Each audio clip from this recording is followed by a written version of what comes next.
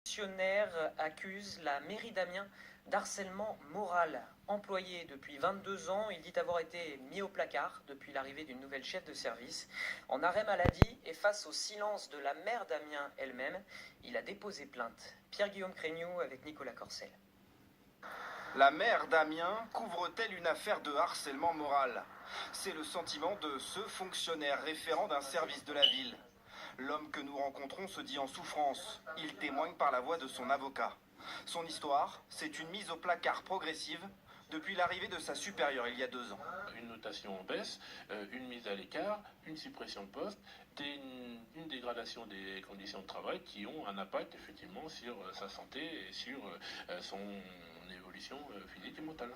L'homme va alerter sa hiérarchie, jusqu'à Brigitte Fourré dans un courrier fin décembre. Il y parle même de ses pulsions suicidaires. Un rendez-vous est convenu avec la maire, mais il n'aura finalement pas lieu.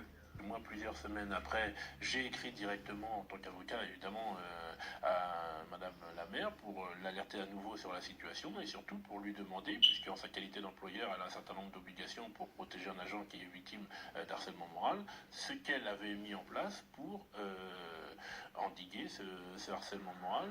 Depuis plus rien, silence total de la municipalité, une plainte pour harcèlement est déposée. Contacté par notre rédaction, la mairie d'Amiens n'a pas répondu à nos sollicitations. Le fonctionnaire se défend d'arrière-pensée politique, mais cette plainte peut créer un certain embarras à 1 an des élections municipales.